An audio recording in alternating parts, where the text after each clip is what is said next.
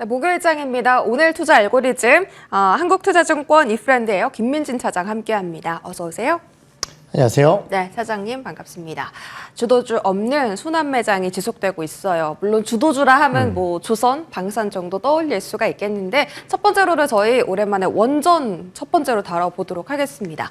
뉴스킬 파워가 대규모 수주를 체결했다. 네. 이 소식이 얼마나 국내 기업들의 긍정적인 소식인지 궁금한데요. 두산 에너빌리티 필두로 원전주들이 얼마나 더 이 소식 덕분에 올라갈 수 있다 보십니까? 네, 사실 뭐 2분기 실적 발표 이후에 3분기에 이제 분명히 SMR 계약이 나와야 된다 이런 말씀을 제가 계속 드렸었던 것 같은데 안 나오고 있어서 저도 이제 마음이 좀 조급했었습니다. 하지만 이제 이러한 내용들이 나오면서 원전 관련주들에게는 당연히 이제 센티멘트적으로 굉장히 이제 긍정적인 뉴스 소식이 전해졌다라고 평가를 할 수 있을 것 같고요.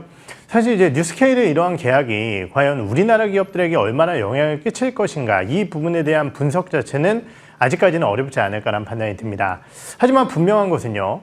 굉장히 이제 많은 물량이죠. 지금 뭐 70기 가까이 된다라고 얘기를 하니까요.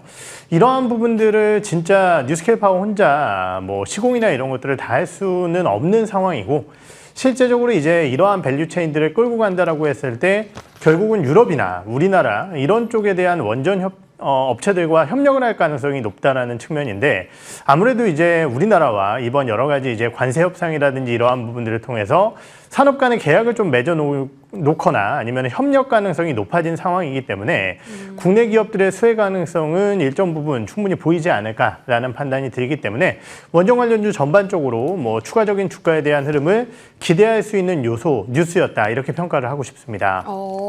확실히 센티멘트적으로 꼭 필요했던 뉴스였던 것 같네요. 자, 그러면 여기를 기점으로 이제 협력을 한다면 어떤 기업과 협력 관계를 이어나갈까? 일단 두산 에너빌리티랑은 파트너사잖아요. 네. 근데 한전기술도 수혜주로 거론이 되고 있어서 어떤 쪽에 포커싱을 하면 좋을까요? 네, 사실 뭐 엄마가 좋아, 아빠가 좋아 이런 질문보다는 사실 이제 둘 다 좋아 이런 대답을 받기를 원하는 게 또 이제 부모님의 마음이 아닐까 이렇게 생각이 들기도 하는데 분명히 이제 주가 탄력도 측면에서 봤을 때는 한쪽이 우위를 보이게 될 겁니다. 그거는 뭐 어쩔 수 없는 현상이라고 판단을 하지만은 방금 말씀 주셨듯이 이제 뉴스케일 파워와 협력사 관계를 맺고 있는 것은 이제 두산 에너빌리티라는 측면이고 결국은 이제 우리가 어떠한 섹터가 주가가 가기 위해서는 시가총액이 가장 큰 기업이 먼저 주도를 해야 된다는 측면 이러한 측면으로 봤을 때는 두산 에너빌리티의 주가 상승에 조금 더 포커스를 맞추고 대응 전략을 수립하는 게 좋지 않을까라는 생각이 들고요.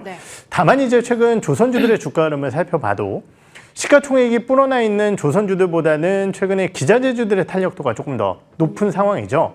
그러한 측면에서 봤을 때 우리가 일반적으로 이제 밸류체인이라고 할 수 있는 그리고 그 밸류체인 중에서도 밸류에이션이 낮은 기업들이 있어요. 대표적인 기업이 오늘 삼영엠텍의 주가 상승이 아닐까라는 판단이 드는데 삼영엠텍이라는 기업은 사실 매출 구조로 봤을 때는 조선 쪽의 매출 비중이 훨씬 더 높고 사업 영역도 중요하지만은 사실 해당 기업의 원전 쪽에 대한 피팅과 밸브 쪽 제품군도 있습니다.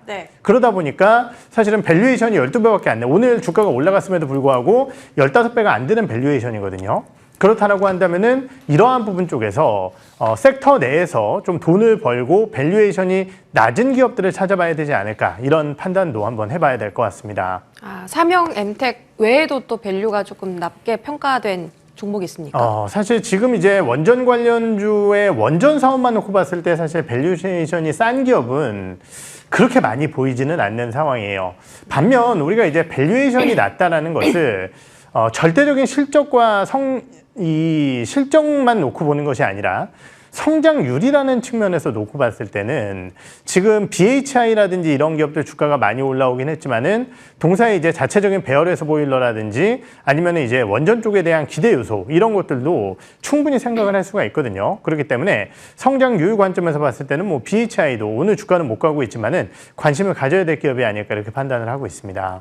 좋습니다. BHI도 잊고 있었는데 다시 한번 관심을 가져야 될 때가 온 것 같네요. 원전 긍정적으로 바라보겠습니다. 자, 최근에 신재생 쪽이요.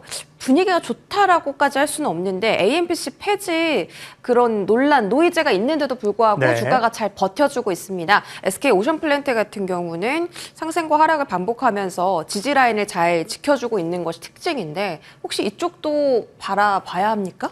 사실 이제 말씀 주셨듯이 지금 주도주군들이 시장을 강세를 만들어내고 있는 상황이고 우리가 이제 일반적으로 이제 조정 장세에서 시장 흐름을 살펴보게 되면은 하락할 때는 대부분 다 같이 하락을 하지만은 네. 상승할 때 얼마나 많이 상승하느냐 이것이 이제 훨씬 더 중요합니다. 그리고 주도주군들이 상승할 때 더 많이 상승을 하기 때문에 주도주를 봐야 된다는 부분이고 냉정하게 판단을 해봤을 때 친환경주들은 이 주도주군에 편입돼 있지 않다라고 저는 판단을 하고 있습니다. 하지만은 풍력과 태양광을 굳이 나눠서 비교를 해본다라고 한다면요, 저는 풍력이 낫지 않을까 이렇게 판단을 하고 있고요. 태양광 쪽 같은 경우는 정말 강력한 미국의 규제가 나타나고 이러한 부분들과 함께 미국 시장 내에서 어느 정도 국내 기업들에 대한 선정 가능성을 배제할 수 없다라고 생각을 하지만은 항상 우리가 얘기 많이 했던 것 결국은 이제 중국과 경합도가 높은 종목은 보는 게 아니다 이런 얘기를 많이 했었던 상황이기 때문에 전 세계에서 가장 태양광을 잘하는 중국이라는 측면에서 봤을 때 태양광 기업들에 대한 흐름은 여러 가지 이제 미국의 대내적인 정책 요소에 따라서 수동적으로 주가가 움직일 가능성이 그러니까 자신이 잘해서 만든다기보다는 중국이 안 좋아져서 움직이는 정도의 주가라고 한다면은 풍력 쪽이 조금 더 우위지 않을까 이렇게 판단을 하고 있고요. 다만 말씀드렸듯이 두 개의 섹터, 두 개의 테마 쪽에 모두 다 지금 당장의 주도주군의 편입 가능성은 조금 낮지 않을까 네. 이렇게 판단을 하고 있습니다. 약간 배터리가 생각나네요. 중국과의 경합도. 그렇죠. 떠올리니까 태양광은 어쨌든 중국에 대한 영향을 정말 많이 받는 섹터고 그나마 풍력이 나은데 주도군에 들어갈 가능성은 좀 낮다. 이렇게 판단을 해보겠습니다. 반도체로 넘어갈게요. 오늘 반도체 소보장단은 강한데 자 투톱의 흐름 한번 보겠습니다. 일단 탄력도 같은 경우는 하이닉스가 최근에 더 좋아요. 네. 외국인 수급도 확인하셨죠. 네, 하이닉스, 삼성전자에 다 들어오고 있는데 일단 가격적 측면에서 하이닉스가 30만 원을 지금 좀 가줄 수 있을까 이런 기대감이 듭니다. 어떻게 보십니까? 네, 사실 이제 이 마의 30만 원이라는 느낌이 좀 들어요. 갔다가 이제 또 흔들렸다가 뭐 이런 모습을 자꾸 보이다 보니까 굉장히 이제 강력한 벽이라고 좀 느껴지기도 합니다. 분명한 것은 하이닉스라는 기업은 올해뿐만이 아니라 내년도에도 실적이 굉장히 좋을 것이긴 하지만은 우려 상황으로 봤을 때는 결국 삼성전자라는 거대한 플레이어가 들어온다라는 측면에서 정점을 앞에 두고 있는 기업이다라고 좀 평가를 해야 될 것 같고요. 그러한 측면에서 봤을 때 사실은 30만 원 선에 대한 문제가 진짜 벽이 아니라 결국은 이제 AI에 대한 캐파 그리고 이러한 부분들을 바탕으로 한 엔비디아 외에 동사의 제품에 대한 캐파를 늘려나갈 수 있는 전반적인 대응사가 나타날 것이냐 이 부분이 훨씬 더 중요하다고 판단을 하고 있고요. 다만 일전에도 한번 언급드렸듯이 결국 우리나라 반도체 기업들에 대한 외국인들의 수급 흐름 그리고 전반적인 지분율 자체가 많이 높다라고는 할 수 없는 상황이기 때문에 이러한 부분들에 따른 시장 안정화 흐름 속에서 그리고 최근 나타나고 있는 미국의 금리 인하 가능성과 이에 따른 달러화 약세 흐름 속에서는 두 개의 반도체 기업들에 대한 주가 상승 가능성은 아직까지 유효하다 이렇게 판단을 해봐야 될 것 같습니다. 금리에 대한 소식이 좀 더 반도체에 긍정적 영향을 줄 수 있을까요? 다음 주쯤에? 아무래도 이제 외국인들 수급은 결국은 이제 달러화 약세와 함께 이머징 환의 강세와 함께 나타날 가능성이 높고 최근에 이제 우리나라 원화를 좀 살펴보게 되면은 달러화가 낮아지는 구간 속에서 사실은 그 흐름을 거의 받아들이지 못했어요. 하지만은 분명한 것은 1,400원이라는 굉장히 강력한 저항대도 확인을 했다는 부분이거든요. 네. 그렇다라고 한다면은 이번 9월달 FOMC의 금리 인하와 함께 점도표 상황으로 추가적인 금리 인하에 대한 힌트를 투자자들에게 많이 준다라고 한다면은 달러화 방향성은 위쪽으로 가기 어려울 겁니다. 그렇다라고 한다면은 외국인들 입장에서는 비어있는 이머징 쪽, 특히 우리나라라든지 이런 쪽에 대한 수급을 넓혀나갈 가능성이 높고요.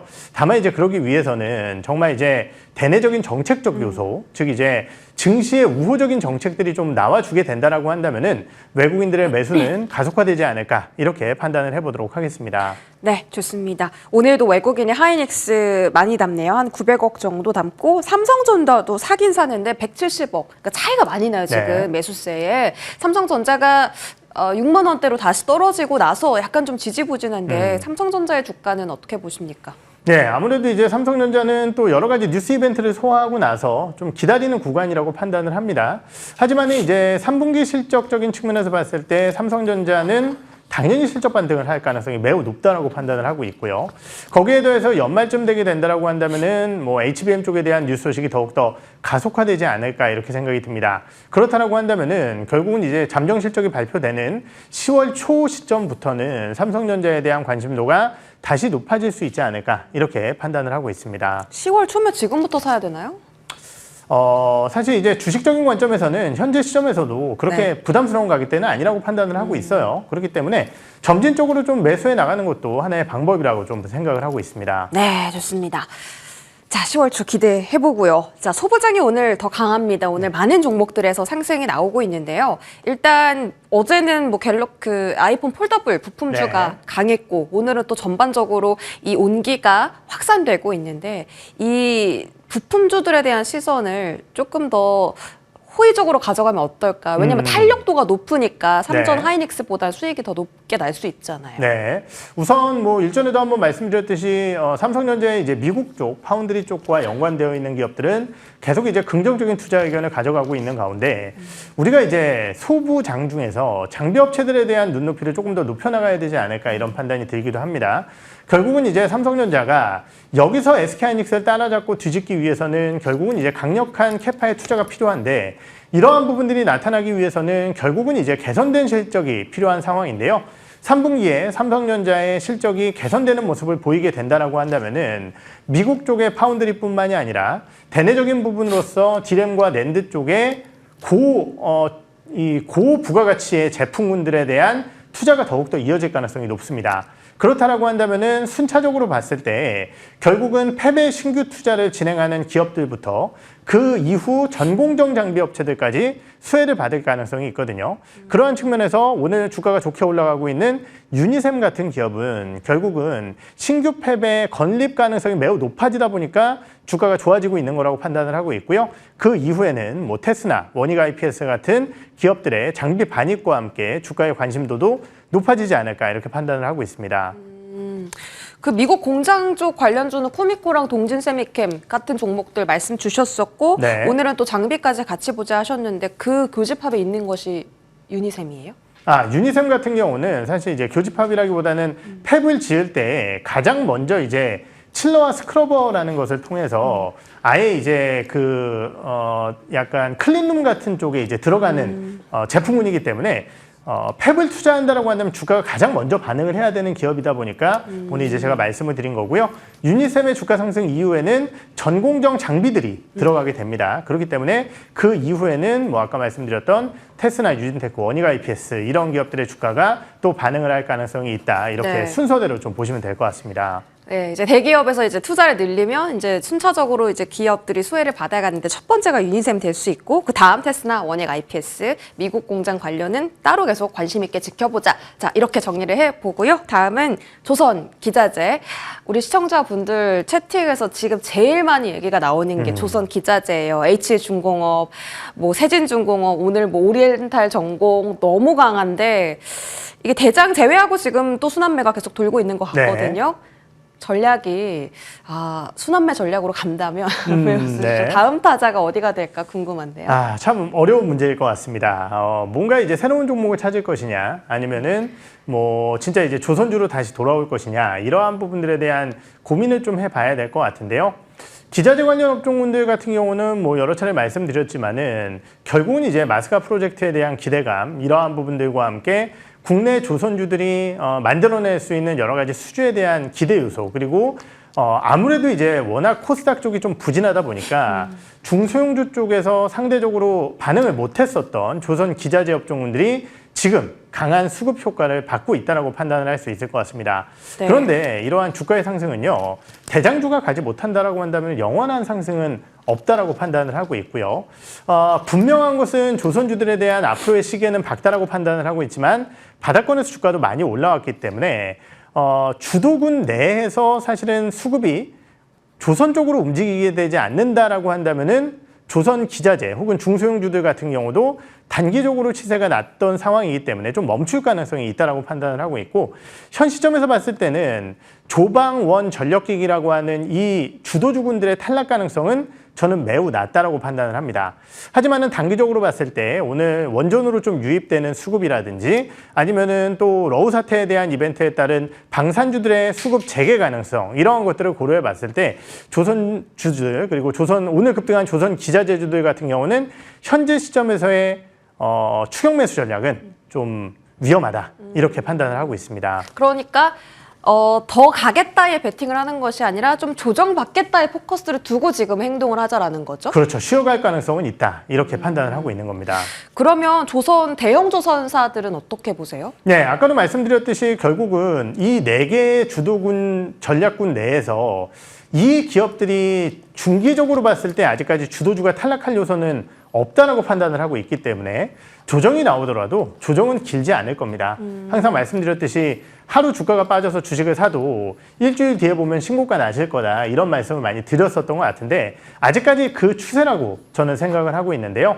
언급드렸듯이 굉장한 유동성 시장이 아니라고 한다면은 주도군 4개가 모두 다 가는 시장이 어렵고, 단기적으로는 원전과 방산 쪽에 조금 더 이벤트가 많다라는 측면에서 봤을 때는 조선주들이 나쁘다라는 것은 아니지만은 결국 이제 조선주들이 좀 쉬어갈 가능성, 그것은 대형주들도 벗어나지 못하기 때문에 현 시점에서의 추격 매수는 역시 좀 어렵고 조정 시의 매수 관점으로 말씀을 드려보도록 하겠습니다. 단기 조정이 나오면 지금 접근 가능하다. 근데 그 엔진 쪽 긍정적으로 보셨었잖아요. 네. 이쪽 지금도 긍정적으로 보세요? 네, 엔진 쪽 같은 경우는 아무래도 뭐 우리나라의 그러한 마스가 프로젝트뿐만이 아니라 글로벌적으로 봤을 때 친환경 소재 선박에 대한 수요 증가, 이러한 부분들을 받아가고 있기 때문에 긍정적이고요. 다만 이 긍정적이다라고 하는 것도 사실은 이제 뭐 타 업체들보다 조금 더 안정적이다라는 부분이지, 조선주들이 힘을 잃게 된다라고 한다면 엔진 쪽만 계속 가기는 좀 어려울 거예요. 네. 그렇기 때문에 역시 지금 당장의 공격적인 매수는 할 필요 없다,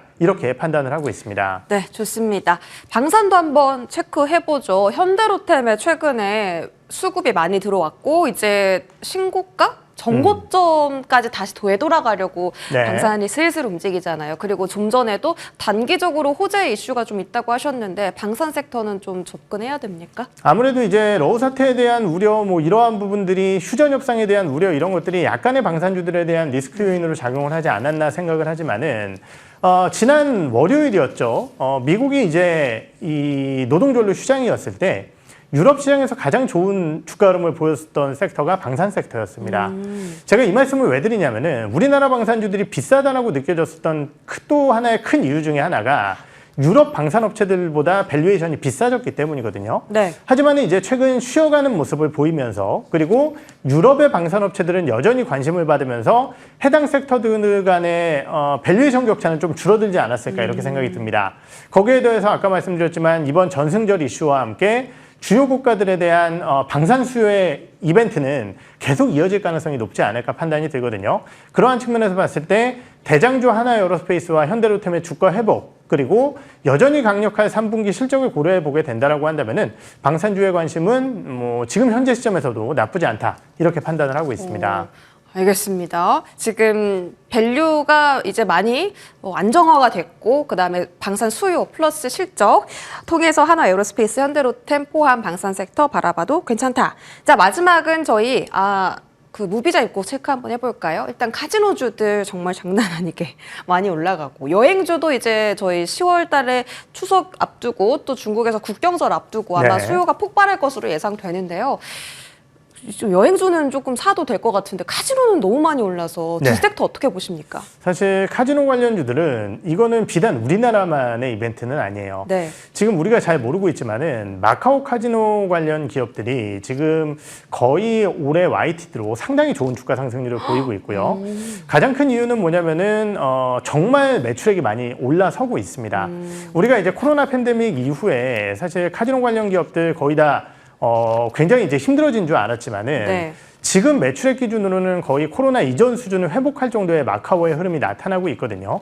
이런 것들을 우리나라 기업들은 이제 뒤늦게 반영을 하고 있다는 측면이고, 거기에 더해서 이제 중국의 무비자 입국 모멘텀까지 좀 고려해 본다라고 한다면은 기대감이 있는데요. 저는 오히려 이러한 기업들, 결국 이제 무비자 이벤트로 올라왔던 기업들은 무비자가 시행되고 나서는 오히려 주가가 흔들릴 수 있다고 판단을 합니다.